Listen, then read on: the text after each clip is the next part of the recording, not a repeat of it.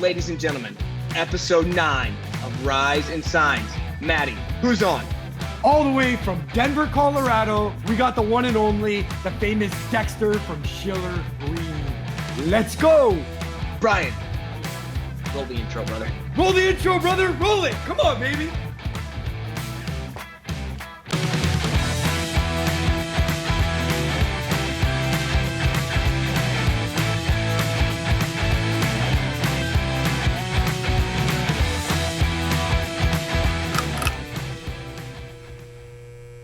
Good morning, friends.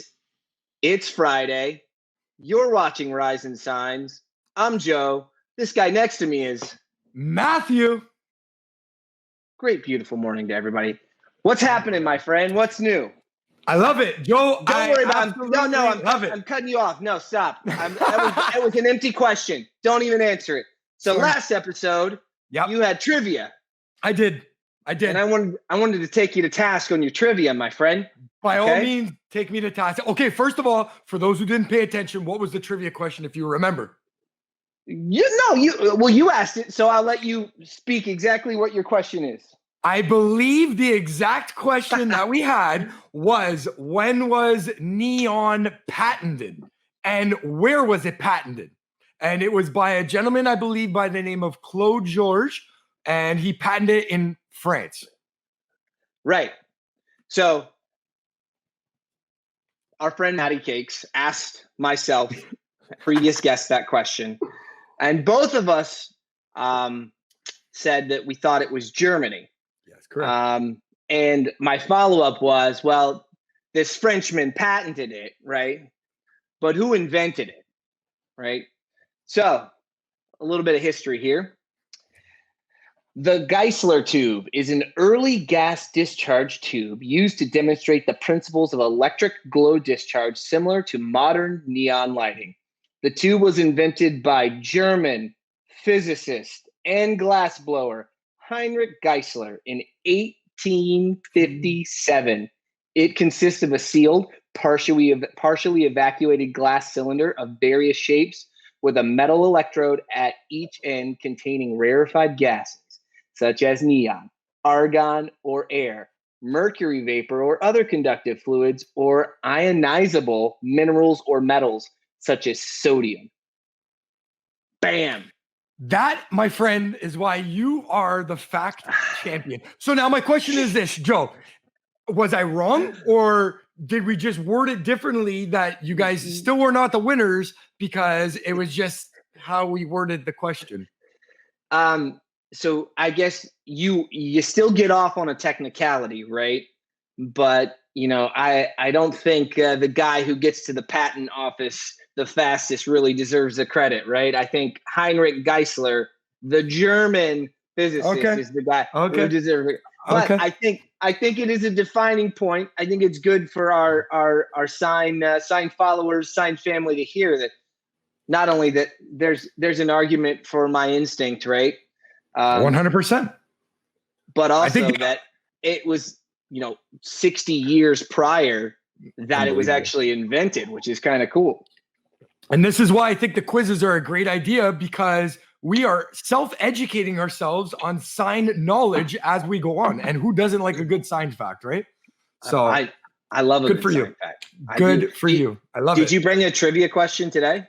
Yes, I did bring a trivia question today. I got tied up with a couple of things, so I have it off to the side. I do have a trivia question. I'm going to see how I word this one. But at some point we'll make it happen, brother. All right, man. Well, it's that part of the show where you introduce our next champion guest. And let me tell you what, this guy already wins an award. He doesn't have to say a word. Ooh. He has the best background of any guest to yet be on Rise and Signs. Apologies, other guests. We'll invite you back. You're welcome to throw up a virtual background to try and compete. It's going to be really, really hard. But Matty Cakes, I'll let you run away with the intro now with our next guest. Jojo, I agree with you. The bar by this next guest has been elevated, and I'm looking forward to it. Let's jump right into this, brother. Let's jump right into this. Our next guest. Are you ready, Jojo? I'm ready. Head bobbing. All the way from the mine city of Denver, Colorado. Our next guest has been in the sign industry for just 4 years, and he was an ISA Elite class member of 2019. He is an SGIA certified digital color professional and is working towards his G7 expert certification. That's big news. The next guest loves to sit back after work and sip a fine cocktail while admiring his homemade collection of model scale 18th century ships. Yes, that's correct, Joe. He is a huge gamer and has an unreal setup at his shop. And I am sure that anybody, and I mean anybody, who enjoys an alcoholic beverage would appreciate working for this next guy. From Denver, Colorado, the ever so funny and entertainment president of Schiller Reed, Mr. Dexter Schiller. Come on board, Dexter. Hey, yes. Oh no! Man, It is a good Friday, but this might be the earliest I've been up in like 3 months. God bless you. Well, for episode number 9, I appreciate, and I know Joe appreciates the fact that you set your alarm clock to wake up. So welcome to the show. Thank you for having me. Dude, we're excited. You know what? I feel like your boom for your mic is extra professional with its up and then down. And then you've got like the shock mount for it as well. It's beautiful. But you know what? I'm a little scared that you might podcast bomb us. You jump in with the air horn effects. Who knows what else is going to happen next, right? Well, my thing is, if I don't want to be professional, everything else around me needs to look professional, so I balance out. I like that. Hey, let's jump right into this. Dexter, you got quite a following. I've heard about you before I talked to you. Mind you, that was because we have some similar friends in common. But you're a force to be reckoned with, and I know you got quite the character and personality. So to all of us out there that don't know who you are, and to me and Joe, share. Who are you, Dexter? Who are you? Sure. We'll do the quick down the line. I run a company called Schiller Reed.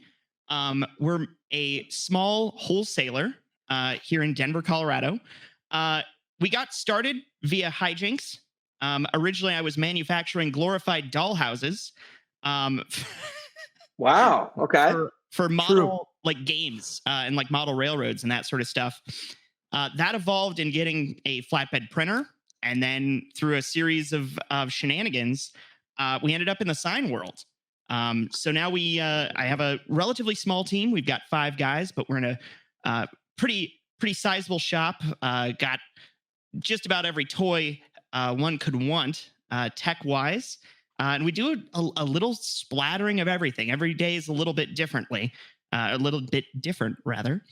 So yeah, right now we're digging deep into ADA stuff. Big futurist. So we try to automate. We try to program to make our lives easier. Because as you guys know, some of this job is like super awesome. Some of it is super monotonous. So we're trying to reduce the monotony and while we're at it, increase profits, right? So. Oh, I love that, man. Love it. You got to love the focus. So I pulled up your website real quick. Uh-oh. Nothing to hide. Uh-oh, come on, get out of here. So are you still doing anything with the glorified dollhouses? So that kind of fell out for a while. So the product that we were making it for was a game called Infinity that was manufactured by a Spanish company called Corvus Belli. And I was playing that game, quote unquote, professionally. Like I was getting paid to travel around the world to play this game. Wow. And of course, it coincided with me running the business that was relevant to it. So it was nice hand in hand. I was really merging my hobbies and passions with, trying to earn a penance. So I did that for a while. Then I just kind of, got too busy with signs and have fallen out of that kind of gaming niche. But after this quarantine shenanigan, there might be some new projects in the works. And we're doing some weird like stuff that's going to be relevant to that. But to answer your initial question, right now, not so much. Sounds like a non-disclosure right there. Doesn't want to give out too much information. No, it's I could go into it. We're making like digital 3D printable models for a game. And we're going to deliver it via Patreon. So instead of doing a traditional, like, we sell models, we're going to, see if people will subscribe to a package, and then every month they vote on what they want us to sculpt or manufacture for them. And then we send them digital files, because I hate shipping. I've done enough of that when I was doing more retail-y stuff. So doing a digital distribution is just kind of unique, but plus it gives us an excuse to play with our 3D printers. He's right. There you go. So first, I love the use of penance. Like, that was hilarious. Good word. Great word. Word of the day. We should have a banner up top. Word of the day. Penance. Penance. Okay. Right. The other thing that you instantly reminded me of, and I have no clue what this game is, so we'll have to talk about that offline. Yeah. But you reminded me, I'm a huge fan of Parks and Recreation, and one of the characters.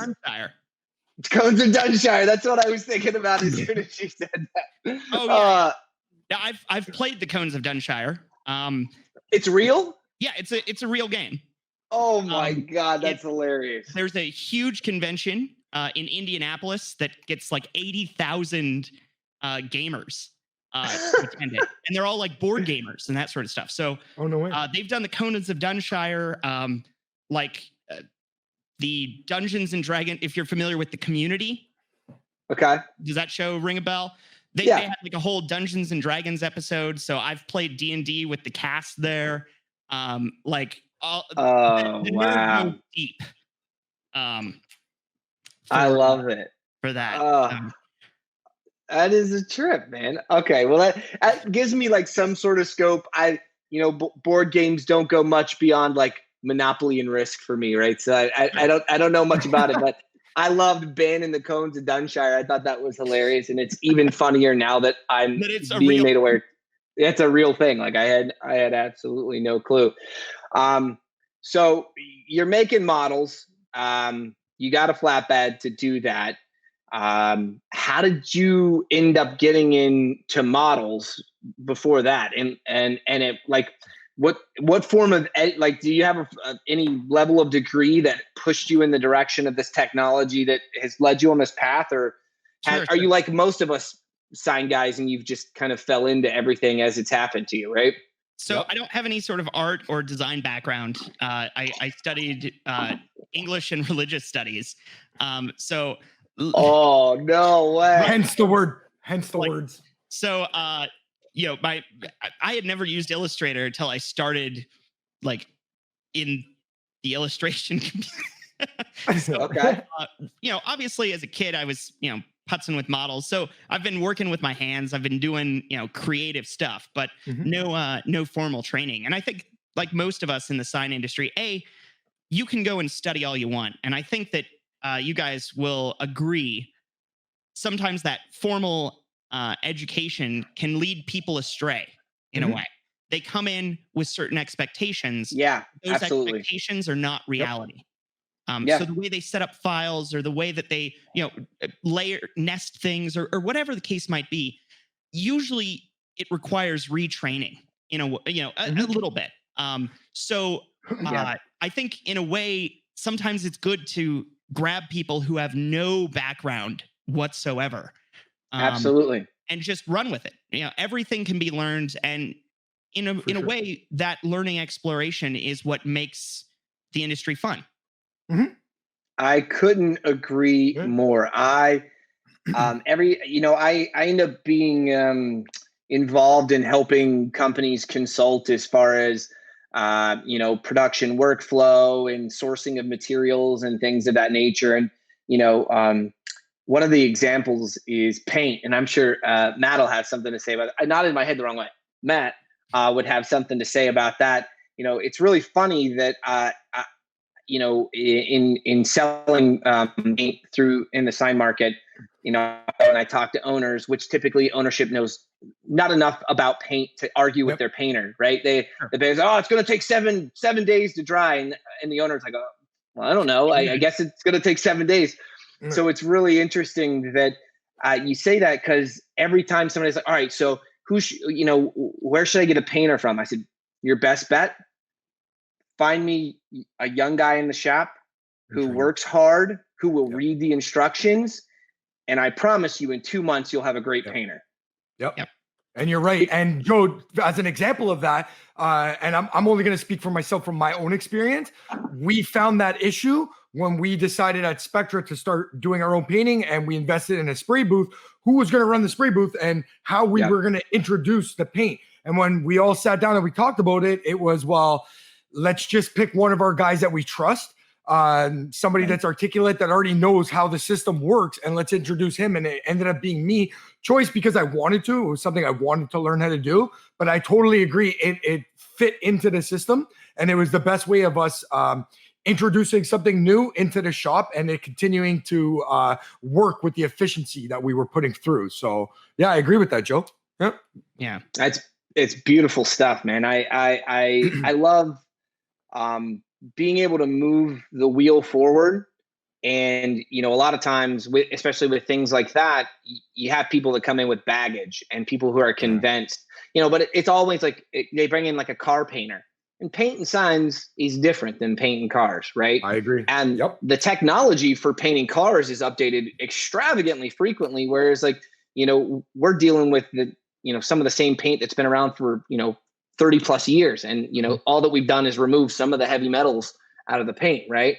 So, that's, it's amazing how that, the three of us on this podcast today, even in different spectrums of the industry, completely can have such a consensus on a process, right, of getting people and learning new things and integrating to be better versus just the same old, right? Mm.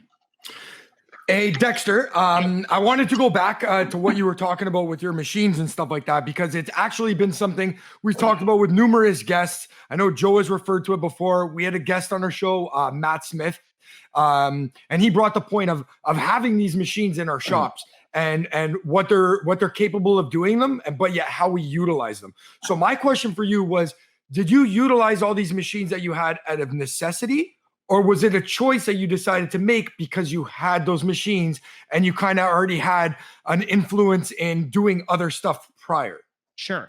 I think it's been a little bit of both as we've grown. Obviously, initially, when I had a flatbed, it was kind of like, well, I have it, I might as well do other things with it, because idle time is bad, right? And I think we ought to use idle time for whatever, be it signs or anything that pays a buck, right? So initially it was very much like, just, okay, we'll take the work. But then as we've grown, we're like, all right, a CNC machine is going to be very helpful for X, Y, and Z jobs.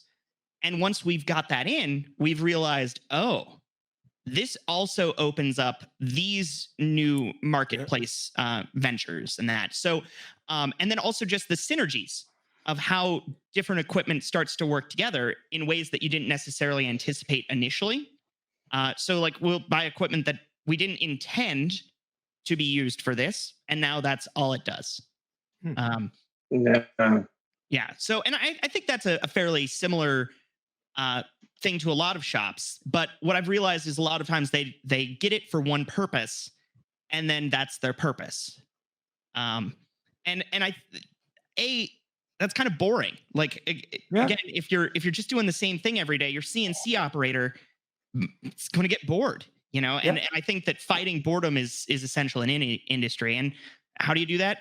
Obviously, if you're not doing like a weird custom sign every day, if you're in the position where you're making Wendy's signs, that can get very monotonous. So breaking it up a little with even a pet project, I think is very important, and you can learn from those. I encourage my guys to do their own things if they have a moment off, because they'll probably learn something that will be relevant to our work moving forward.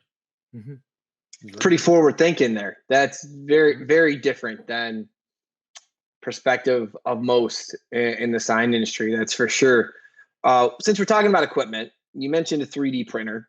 Oh yeah. Years ago, I became aware of 3D printers. It's probably 6 or 7 years ago that I became aware of 3D printers, and I looked up what they were doing with the technology in China.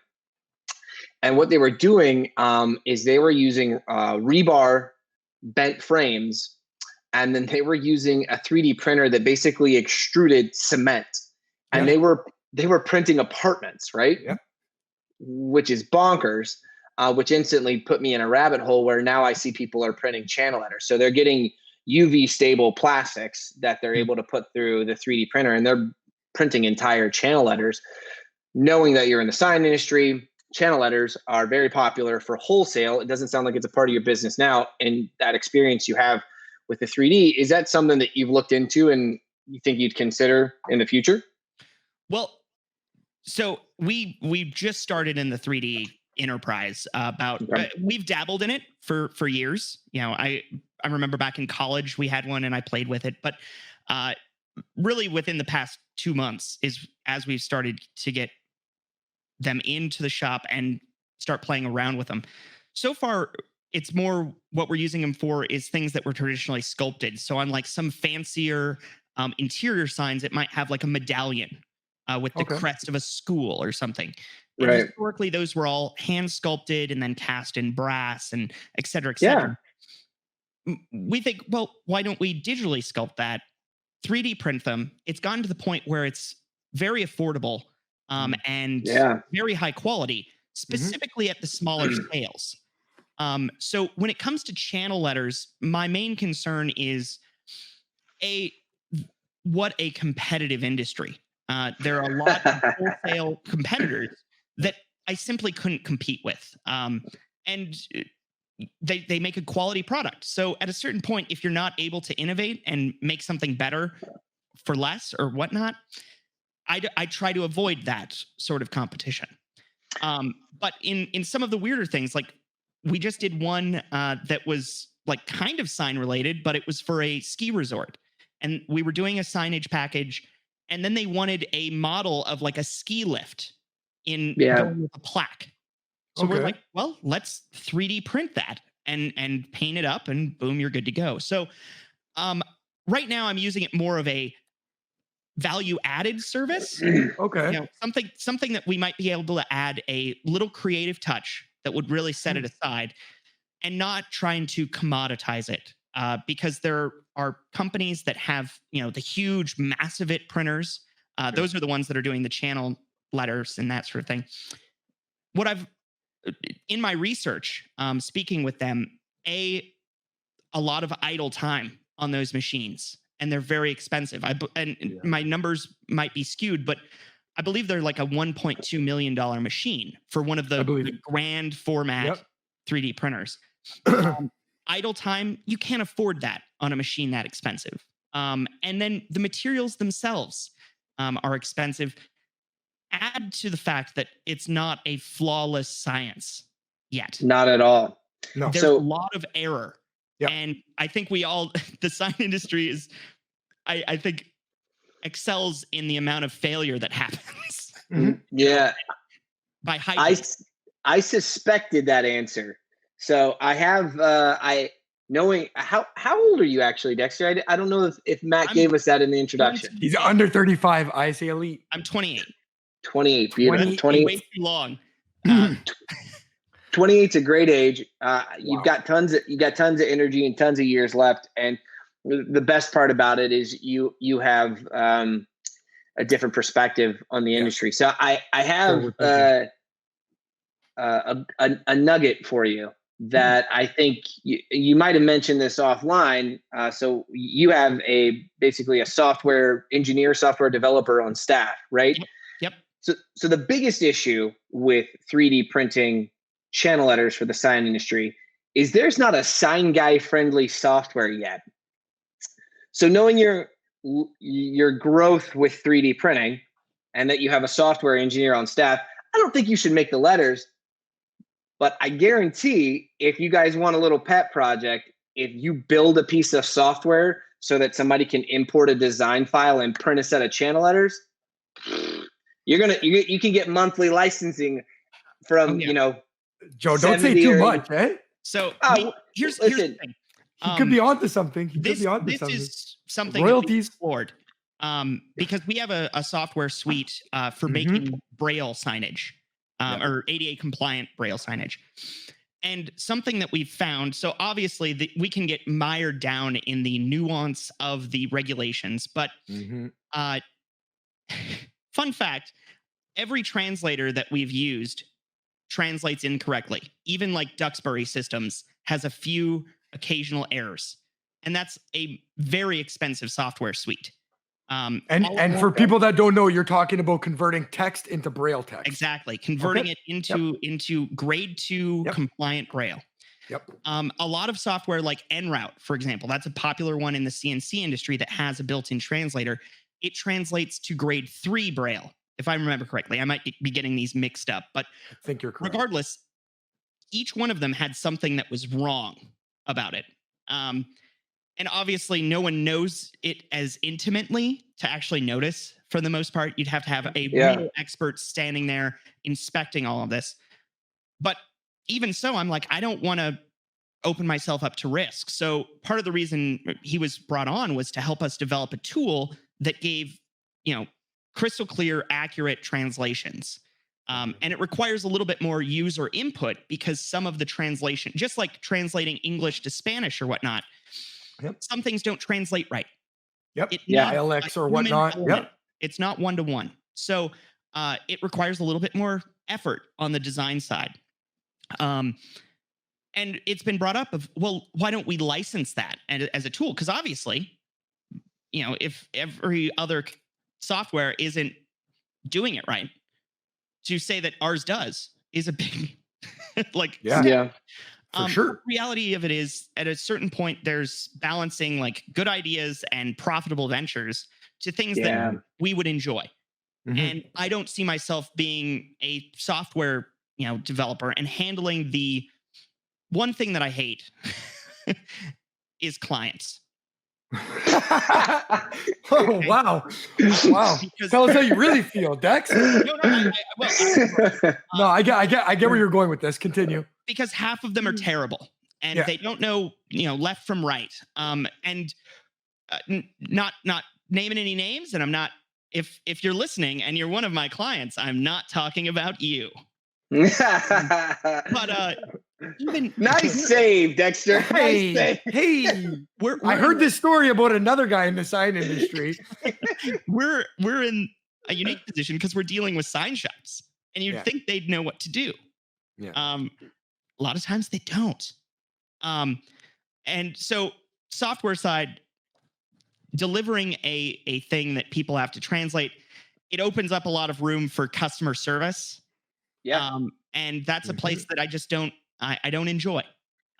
So if you're out there listening, I think a lot of people would love, a 3D printed, tool that would let you extrude from an Illustrator design or whatnot.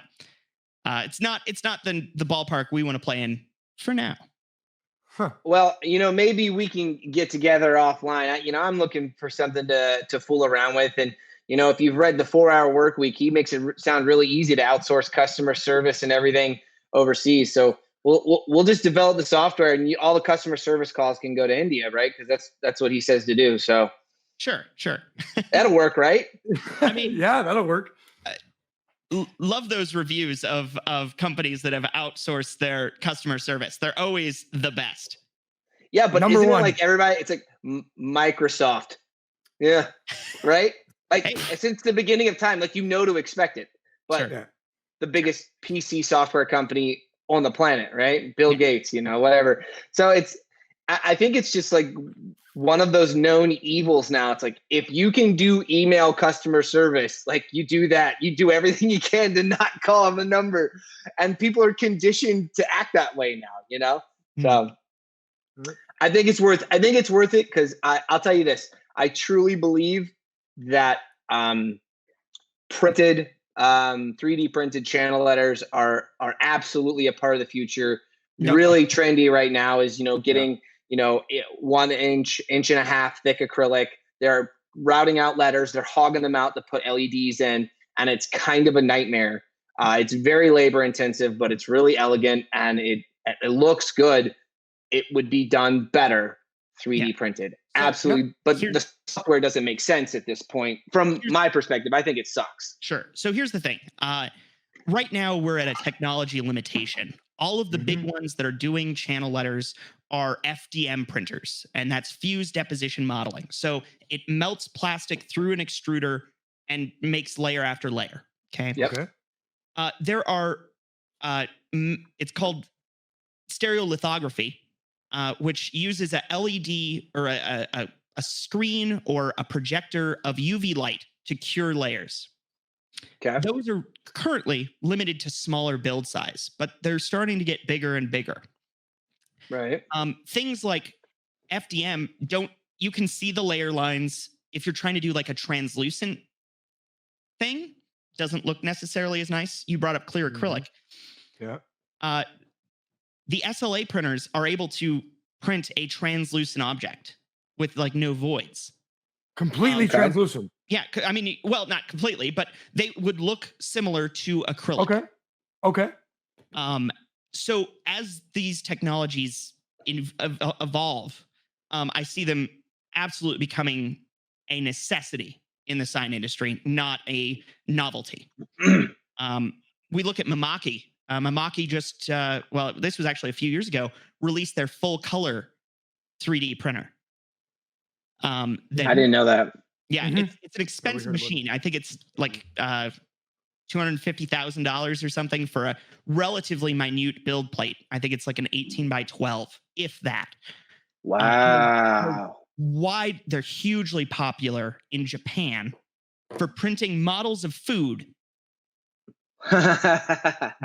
Apparently, their restaurants put them in the window, and you can shop for your food. Okay, that I can see. In the States, there aren't that many of them, but as that technology evolves, obviously we're going to start seeing more competition in that marketplace. I give it 5 years, and if you don't have a 3D printer in your shop, either you're doing something that you just don't do it just doesn't make sense at all, or you're behind. Let me say that I've never seen good printed food ever in my life. Like whenever you go to a restaurant, like I of course, one-dimensional printed, like I've never latched onto it, but one simple thing that 3D printing would improve with letters, especially those hogged out acrylic ones, is no one has fixed where the top corner is. There's always a dark line. No matter how many LEDs you pop in there, the direction, the type of LED, whether it's lens, whether it's light tape, no matter what you put in there, there's a dark area. It's because the thickness is increased and you can't get as much diffusion out to that corner. And all that needs to happen is when you 3D print that, it needs to be printed thinner and there needs to be kind of a void that light can get into. That will improve it 100%, the lighting and the look, everything. All right. So, I think we're going to move on to the next segment. All right. And I think it's trivia time. Matt? Oh, no. Is it trivia time, Jojo? I think it's trivia time. What do you got for me today? Let's check the clock. Hold on. Let's check the clock. Oh, gosh. It's trivia clock. This is something new that we started last year. This was a request Joe made. Dexter, if you don't know, Joe over here is a book of factual knowledge. This guy loves his facts.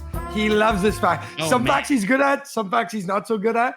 Okay. But for the most part, Joe is a very well-rounded individual, and you'd be surprised the information that's inside that sculpted head.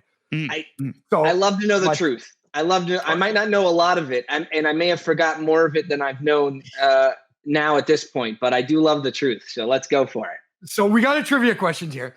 And now I'm privileged enough to be part of a young professionals network. So I've gone to my young professionals and I said, guys, I need an absolute trivia question or type of information to share with the show today. So a lovely Shannon Summers from Media Resources reached out to me and she gave me today's trivia question of the day. Thank you. You guys ready? I appreciate somebody participating to bring us a question. I love that. Oh, and Shannon watches our podcast too, so shout out to Shannon. Thank you, Shannon. Shout out. The Golden Arches, the symbol of McDonald's, the global fast food chain restaurant. Okay. I don't know if you guys noticed, but there is a movie. It is on Netflix right now, and it is called The Founder. So the research is out there. I'm going to ask both of you right now to raise up your hands, because there will be no Google involved in this. Oh, come on. My shoulder. Hey, I trust you guys, but not that far. Not that much. The restaurant chain incorporated the Golden Arches into their logo in what year? 1962. Oh my God. Yeah, we got our first winner. We got our first winner. Ding, ding, ding, ding, ding. Hey. I don't even know what to say. I thought that was going to be a little bit more difficult. He didn't even pause. Dexter nailed that. So furthermore, he just watched that episode on he just watched it was like a month ago, but I definitely did watch that series. They were incorporated into the chain's logo in 1962, which resembled a stylized restaurant. And the current Golden Arches logo was introduced in 1968, resembling the M for McDonald's. So before it was just two singular arches, then they joined them together to make the Golden Arches of the M. So Dexter, we're going to have to come up with something, but we will be shipping you out somewhat of a prize. Can't tell you what it is. Could be good or bad. So I'm so nervous because I have a problem with trivia because like I thought you were going to ask me something that I should know. Like it was going to be like, is RGB an additive or subtractive color method? And I would have been like, no, we don't go that far. No. But I am not going to lie. I'm a little dumbfounded the fact that you did not even think twice. Joe didn't even get a chance to throw in a number. I didn't even give a chance to say 1962 because, of course, I knew the answer, right? Joe, did you actually know the answer, but is this too easy? Did you? Okay, so perfect. I didn't know. I haven't watched that. I haven't watched that yet, and I'm not a... I haven't been interested in McDonald's since I think I read a book maybe like 5 or 6 years ago that talked about, you know, the history and the founder and how it was sold to the brothers and all that kind of stuff. It's been forever since it's a great story. It's a great story, and you'd be surprised how much it has to do with advertising and signage and the takeoff of the McDonald's brand. So it's actually quite inspirational if you watch the movie The Founder. A couple little things. I'm not a huge McDonald's buff myself, but as far as what it offers to our industry or the direction the guy took it in, I thought it was pretty cool. Pretty cool. As you can tell from my girlish figure, I may or may not know a lot about McDonald's. So was that a trivia question? Was that a trivia question for Joe and I? The answer is yes, you do know. Okay,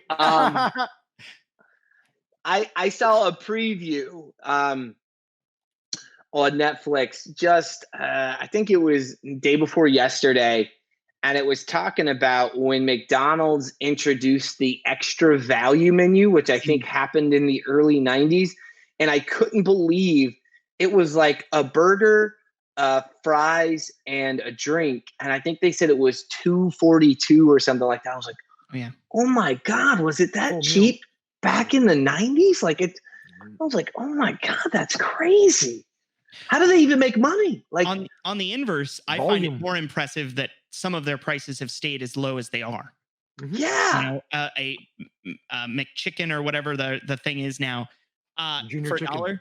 Yeah, $1.29. Like junior chicken sandwich. They have to be like recycling the thrown away chicken sandwiches in the trash cans or something. Like how in the world do they sell it for that cheap? Like volume, 24 hours, 7 days a week. People are constantly buying stuff for $1, and they earn like 26 cents per soda pop. Yep.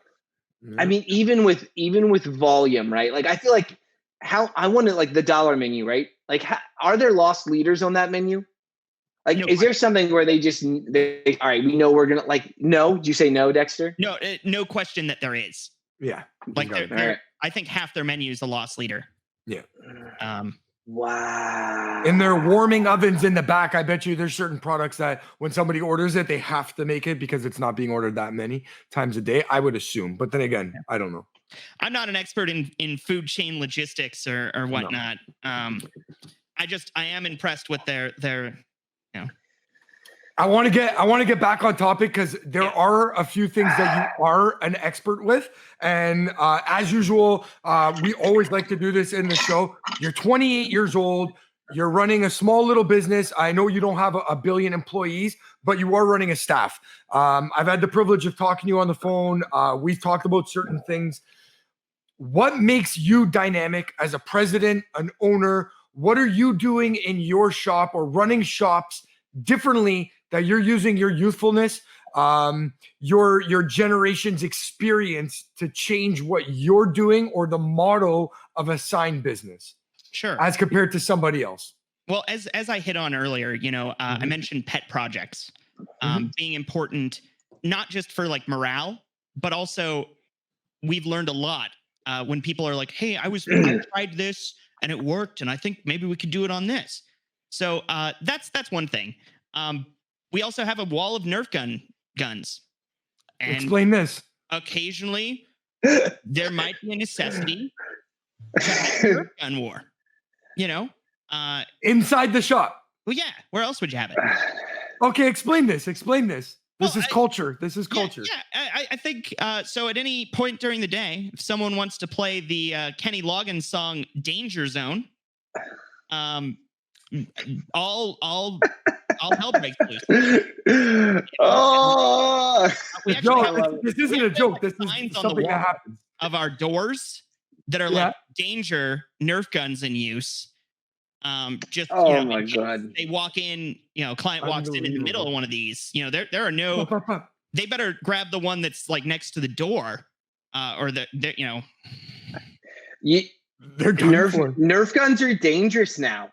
So I don't remember, I'm not a gun buff, right? But basically there's this one I got for my nephew that basically had this huge round clip that goes in there.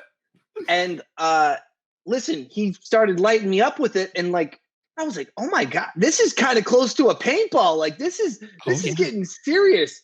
I remember like we had like archaic weapons when I was a kid. Like I had a bow and arrow Nerf, and the arrow was like this, and maybe it went like 7 or 8 feet or something, and it hit you, and it's like, soft touch. But like here's like these little things, and like and it's just rapid fire.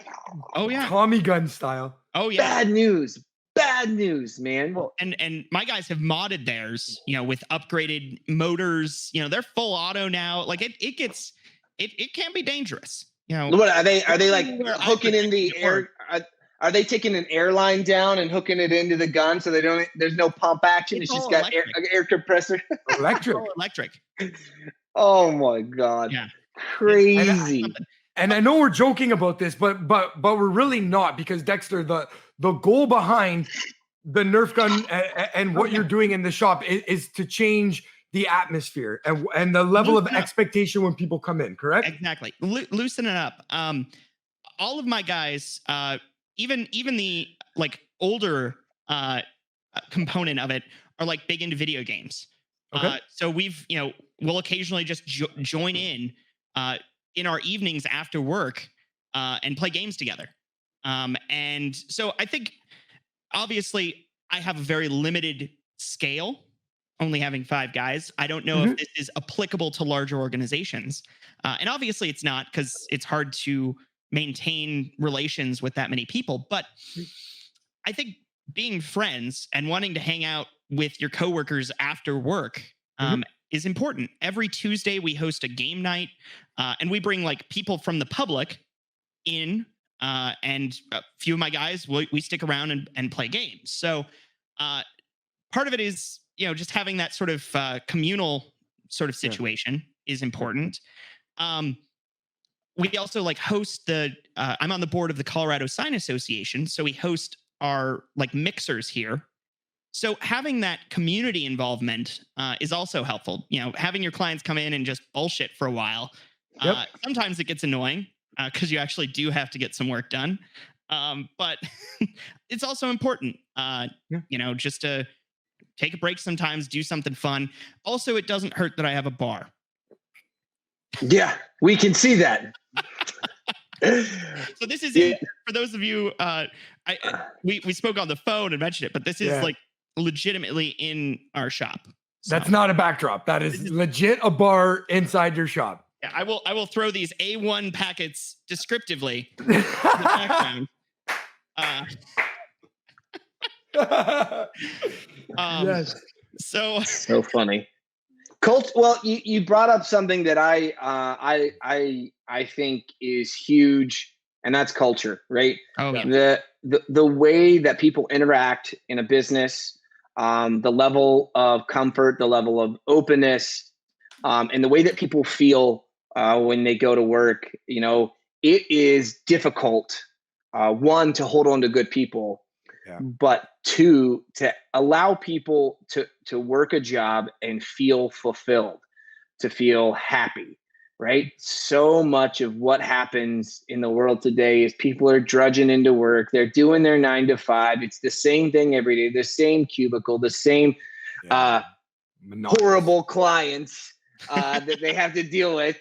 And it's monotonous, and it doesn't produce fruit, to sum it up. It doesn't make things go, and we need go in the sign industry. We need to innovate. We need to share that.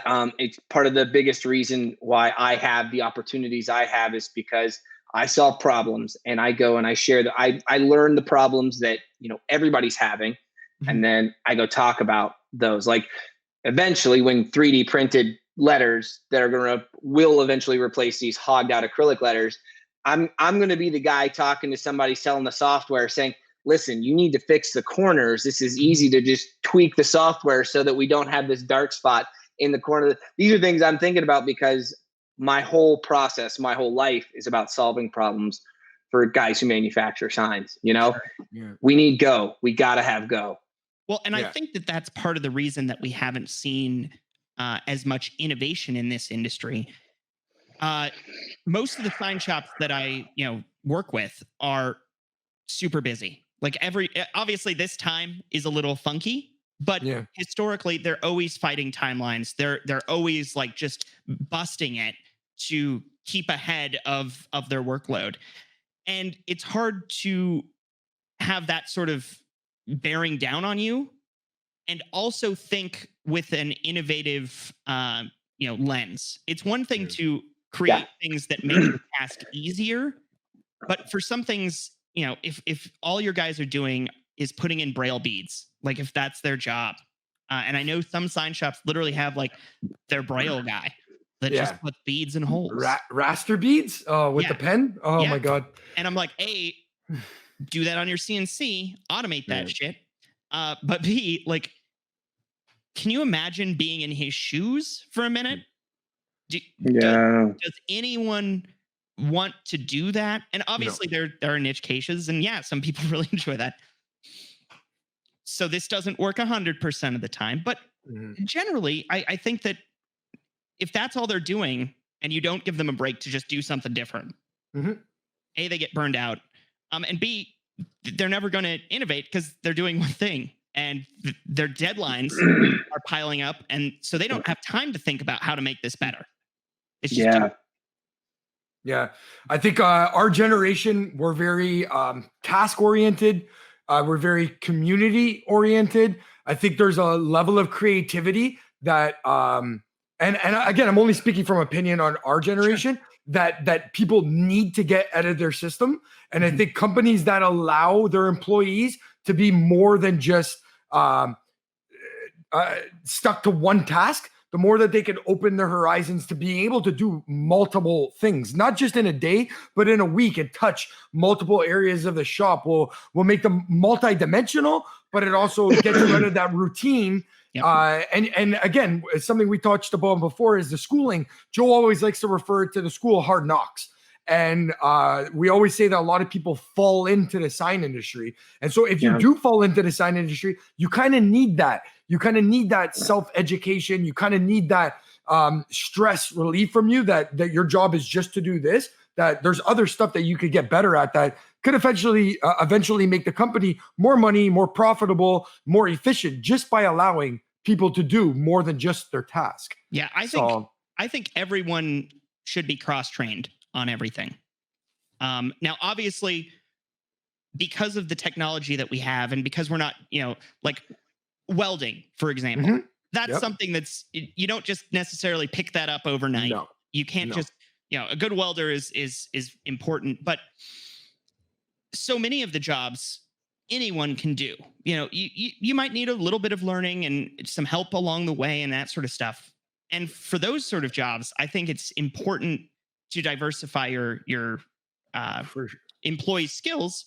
For one, then you're not dying if someone leaves, or if they get sick, or if, we've all had that happen where someone leaves and they are integral to the job. Be it even like the sales guy. If the sales guy leaves and you don't know what they sold, for lack of a better term, the more hands you have on a project, sometimes I think it's a fine edge. Sometimes too many hands is bad, too many cooks in the kitchen. Yep. But also I think it's important to teach everyone how to cook. You're so right. You're so right. And I know we do it at Spectra. We take your motto, and I know Rob Ashenzi has done a really good job. We're all somewhat athletic at the shop. So he always tries to model our business after a hockey team. We look at strategies of yeah, I know, eh? What a Canadian thing. No, but we do. We break down things from like a power play to a penalty kill to an odd man situation where, and we look at that as being like a guy's sick or a guy broke his leg. And so now we're one less guy from the team. So now our hockey team is going in with 11 players and not 12 players, but that 12th player did play a part in the team. So how can we, and I'm not going to say like forget about it, but how can we minimalize the effect that one person had on the team is by doing exactly what you're saying, is that we've trained people on the simpler tools and the simpler machines that you could train somebody quite easily to learn. I'm going to use like a plotter, for example. To run a plotter, as long as the designer's already done the program and it's already there, to take that program and then put it into the computer and run the plotter, it's a matter of maybe like 3 or 4 clicks on the mouse, and it's not rocket science. So it was something that was brought to me and a couple other people. Hey guys, let's sit down. We're going to learn how to run this because so-and-so is having a baby. So they might be gone for a few weeks, but we don't want this to slow down production. So all of a sudden, 5 people learned how to use the plotter. 5 people learned how to use the router, because again, it's not programming the router, but taking the program and just implementing it and pushing start. And those were all little things that as a hockey team and as a lineup, like a starting lineup, we were able to plug and play people in so that the shop is always moving and the wheel is always moving. To borrow your lexicon, or framework of a hockey team, I think each piece of equipment has our A team and our B team. Yeah. If a deadline is impending and it has to be done right the first time, or you're going to be in trouble, the A team's on that one. Yeah. If it's something that you have a little bit more time on, or you can redo it if it gets messed up or whatever, send in the B team. Let them practice on it. And nothing, and also it gives your A team a break. I know one of my guys is really good at the laminator, and I am hot garbage using the laminator. Okay. This guy just whipped out a beep. It's the first ever beep we've ever had on Rise and Signs. It does not get more professional. Dexter, if it was anybody else, it would not be appropriate. I'm glad you just introduced the beep. That was suiting. Continue. I'm so sorry we interrupted you. No worries. I'm just really bad at the laminator. So I know if I get like tasked with a laminator job, they expect it to be bad and they plan on redoing it. Not literally, but that's the gist of it. So, but our guy who's really good at it hates it. And it's that paradox of just because they're good at it doesn't mean they like it. And giving them a break sometimes, trying to manage that. It's hard because obviously I would want to use the best person for the task at hand. Like that is the ideal. But in a lot of cases, it's not realistic, and it leads to burnout. Yeah. Well, I think I couldn't agree more with both of you. I think diversifying who does what and how they do it is pinnacle in running a business and doing it successfully. Because, like you said, if that one guy who was the only guy who's done that thing, but that's part of what. And I wish I could say it less harsh, but I think it's part of what's broken in the sign industry. And the reason that I think it's broken is because of the "it ain't broke, don't fix it" mentality.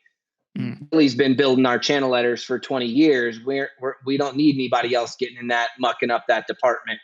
Well, Billy gets sick. Billy moves. Billy hits the lottery. Right. So we love having young people on the show, Dexter. I appreciate you taking the time to join us. One thing I love to get from everybody is if you're going to give a piece of advice to a young person trying to get into the industry, or someone who's already in the industry and is considering jumping ship, what would you say? Yeah. So I think I'm going to give separate advice for both of those categories. Okay. One, if you're a young person looking for a job in the sign industry, walk into a shop and say, "I'm interested in the sign industry." Yep. And I can almost bet you most sign shops will go, "You're a what? Who wants to do what? Come on in." And Come on in. Yeah, they'll give you a job. Okay, so there's that. That's just kind of and if you show that initiative, you also might get some lenience to tell it like it is. And I think that's the other piece. So much of this industry is archaic, and I know our generation can get in trouble for not wanting to do it the way that was that worked, or obviously there's some animosity sometimes, some tension between the older generation and the younger generation. One expects a certain gravitas be given to them. And I think at a certain point, I think of some of my clients who are of that older generation. When I first met them and I told them how it's going to be done, they were like, who's this damn kid, telling me what to do? I know how to do it. No, you don't. My way or the highway. And I know that that's a risky thing to do, but I think being bold is crucial in this industry. If you're bold, people will want to work with you. And because if you just kind of let it happen, you're going to get stuck at the brailing table. Not to devalue those. No. Yeah. I get what you're saying. But it's still funny. Go boldly is my and really that advice goes to whatever you're doing. Be bold. I like that. Love it. Dexter, we always give every guest the opportunity to do this. The show floor is yours. If people want to reach you, if they want to check out stuff you've done, if they want to hit you up for advice or something, where can we reach you? What social media platforms are you on? Take the floor. Give us a little. So you see my email down there. That I'm mirrored down there. If you have any questions, let me know. I will tell you, I probably will reply to you late because I'm terrible at using email. If you call me, I will not return your call unless I have to pick up. This is. I know that because I did call you.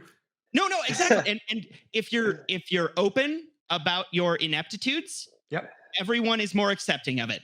So if you send me an email, I will try and get back to you, but no promises. Okay. I'm also on Facebook. You can check out Schiller Reed. Our website's trash. We're also on Facebook. It doesn't have much on it. Because, listen, I love, normally we call this section of the podcast the shameless plug. We're going to call this the shameful plug. The shameful plug. Please don't check out my website. Please don't check it out. Don't do it.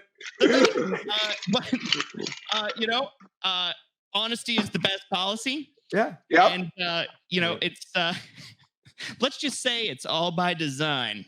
It's not. Okay. Dexter, you're a straight shooter. That's what you are. You're a straight shooter. Yeah. Well, I will take a moment to thank you guys for having me on the show. Please. Other way around.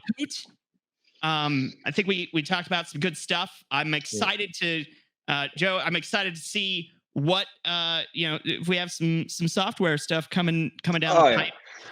And I think this is another important thing. Talk to other people in the industry. Everyone likes to share, and you'll come up with something that you're like, wait, that's a problem?